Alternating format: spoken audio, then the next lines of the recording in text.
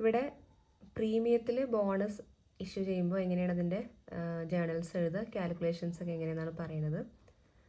പ്രീമിയത്തിൽ issue ചെയ്യുക എന്ന് പറയുമ്പോൾ അതിൻ്റെ ഫേസ് വാല്യൂവിനേക്കാളും കൂടുതൽ പ്രൈസിന് ഇഷ്യൂ ചെയ്യാണ്. ഫേസ് വാല്യൂ എന്ന് പറയുമ്പോൾ ആ ഒരു ഷെയർ ഇഷ്യൂ ചെയ്യുന്ന സമയത്ത് കമ്പനികൾ തീരുമാനിക്കുന്ന ഒരു പ്രൈസ്, അതിൻ്റെ ഒരു സർട്ടിഫിക്കറ്റിലൊക്കെ എഴുതുന്ന പ്രൈസാണ് അതിൻ്റെ ഫേസ് വാല്യൂ. അതിനേക്കാളും കൂടുതൽ പ്രൈസിനും കമ്പനികൾ ഷെയർസ് ഇഷ്യൂ ചെയ്യും, കുറവ് പ്രൈസിനും ഇഷ്യൂ ചെയ്യും. കൂടുതൽ പ്രൈസിന് ഇഷ്യൂ ചെയ്യുമ്പോഴാണ് അത് പ്രീമിയത്തിൽ ഇഷ്യൂ ചെയ്യുകയെന്ന് പറയുക.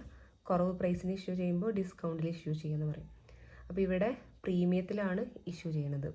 ഇനി ഇഷ്യൂ ചെയ്യുന്നത് എന്താണ്? ബോണസ് ഷെയർസ് ആണ് ഇഷ്യൂ ചെയ്യുന്നത്. അപ്പോൾ അതിൻ്റെ കാൽക്കുലേഷൻസ് എങ്ങനെയാണ് നോക്കാനുള്ളത്. ആദ്യം പ്രോബ്ലം നോക്കുമ്പോൾ പ്രോബ്ലത്തിൽ ഷെയർ ക്യാപിറ്റൽ 20 lakh ഉണ്ട്. ഈക്വിറ്റി ഷെയർസിൻ്റെ ഫേസ് വാല്യൂ എന്നുള്ളത് 10 rupees ആണ്. ഇനി കമ്പനി ബോണസ് ഷെയർസ് 8 lakh കൊടുക്കാൻ ഉദ്ദേശിക്കുന്നത്. അത് എങ്ങനെ കൊടുക്കുക എന്നൊക്കെ ഇനി പറയാം. പിന്നെ ഷെയർസ് ഇഷ്യൂ ചെയ്യണത് പ്രീമിയത്തിലാണ്, 2 രൂപ പ്രീമിയത്തിലാണ് ഇഷ്യൂ ചെയ്യണത്. കഴിഞ്ഞ പ്രോബ്ലവുമായിട്ട് ഇത് കമ്പയർ ചെയ്യുമ്പോൾ ഇതിൽ ബോണസ് ഇഷ്യൂ ചെയ്യണത് പ്രീമിയത്തിലാണ് എന്നുള്ളതാണ്. പിന്നെ ക്വസ്റ്റ്യൻ വായിച്ചറിയാം, for every 4 shares held by the shareholders എന്ന് പറയുന്നുണ്ട്. അതിൻ്റെ മീനിങ് കമ്പനിയിൽ ഒരുപാട് ഷെയർസ് ഉണ്ടാവും. 4 ഷെയർസിന് ഒരു ബോണസ് ഷെയർ എന്നുള്ള രീതിയിലാണ് ഷെയർ ഇഷ്യൂ ചെയ്യണത്, ബോണസ് ഷെയർ ഇഷ്യൂ ചെയ്യണത്. അപ്പോൾ അതുകൊണ്ട് അതിൻ്റെ കാൽക്കുലേഷൻ 1/4 ആണ്. 4 ഹോൾഡ് ചെയ്ത ഒരാൾക്കാണ് 1 കിട്ടുന്നത്. അപ്പോൾ അതുകൊണ്ട് തന്നെ 1/4 ആണ്.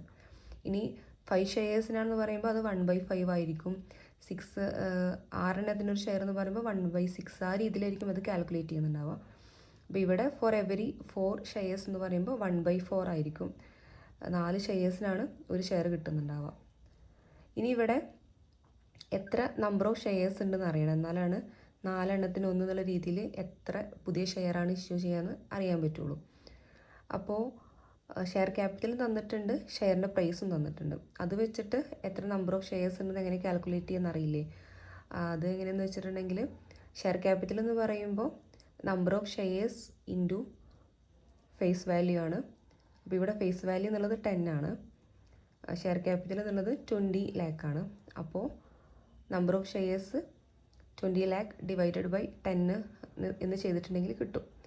അപ്പോൾ 2 lakh ആണ് ഇവിടെ ഷെയർസ് ആയിട്ട് വരിക. 2 lakh ഷെയർസ് ഉണ്ടായിരിക്കും. 2 lakh ഇൻറ്റു 10 എന്ന് പറയുമ്പോഴാണ് 20 lakh ഷെയർ ക്യാപിറ്റൽ കിട്ടുന്നത്. അപ്പോൾ അതുകൊണ്ട് കമ്പനിയിൽ എത്ര ഷെയർസ് ഉണ്ട്? ഇപ്പോൾ ഓൾറെഡി 2 lakh ഷെയർസ് ഉണ്ട്. ഇനി ഈ 2 lakh ഷെയർസിന് ഈക്വലായിട്ട് കൊടുക്കുന്നില്ല, 2 lakh ഷെയർസ് ബോണസായിട്ട് കൊടുക്കുന്നില്ല, 4 ഷെയറിന് 1 എന്നുള്ള രീതിയിലാണ് കൊടുക്കുന്നത്. അപ്പോൾ അതിൻ്റെ കാൽക്കുലേഷൻ ആ പ്രോബ്ലം നോട്ടിൽ പറയുന്നുണ്ട് 2 lakh ഇൻറ്റു 1/4. അപ്പോൾ കറക്റ്റ് കിട്ടും. 50,000 ഷെയർസാണ് ഇഷ്യൂ ചെയ്യാൻ പോണത്.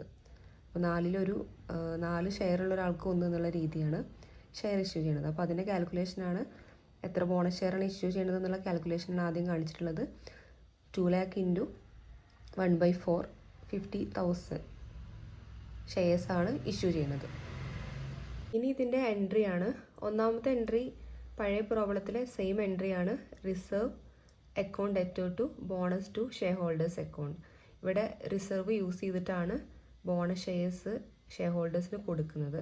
അതുകൊണ്ടാണ് റിസർവ്സിനെ കഴിഞ്ഞ പ്രോബ്ലത്തിൽ പറഞ്ഞ ബേസ് തന്നെയാണ് റിസർവിനെ ഡെബിറ്റ് ചെയ്തിട്ടുള്ളത്. To bonus to shareholders same base ആണ്. പിന്നെ 6 lakh കിട്ടിയിട്ടുള്ളത് എത്ര ഷെയർസാണ് ഇഷ്യൂ ചെയ്യുന്നത്? 50,000 ഷെയർസ് ഇഷ്യൂ ചെയ്യുന്നുണ്ട്.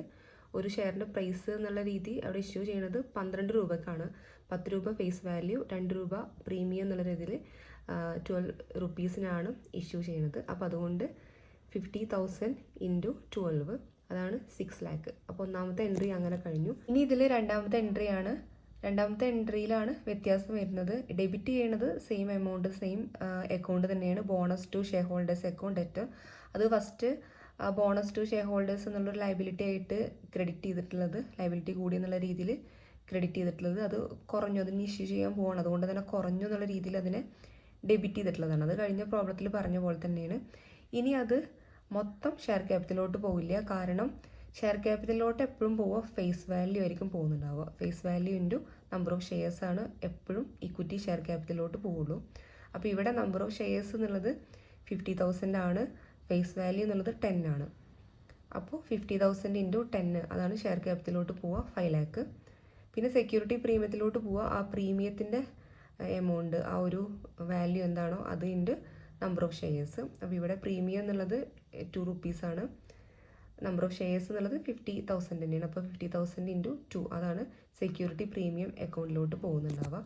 അത് ഇഷ്യൂ ചെയ്യുമ്പോൾ അതൊരു പാർട്ട് ഓഫ് ഇക്വിറ്റി എന്നുള്ളൊരു മീനിങ് ആണ് അതിന് വരുന്നത് അക്കൗണ്ടിങ്ങിൽ.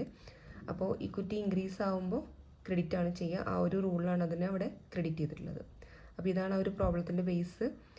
പ്രോബ്ലം മനസ്സിലായി എന്ന് വിചാരിക്കുന്നു. എന്തെങ്കിലും ഡൗട്ട് ഉണ്ടെങ്കിൽ ചോദിച്ചാൽ മതി.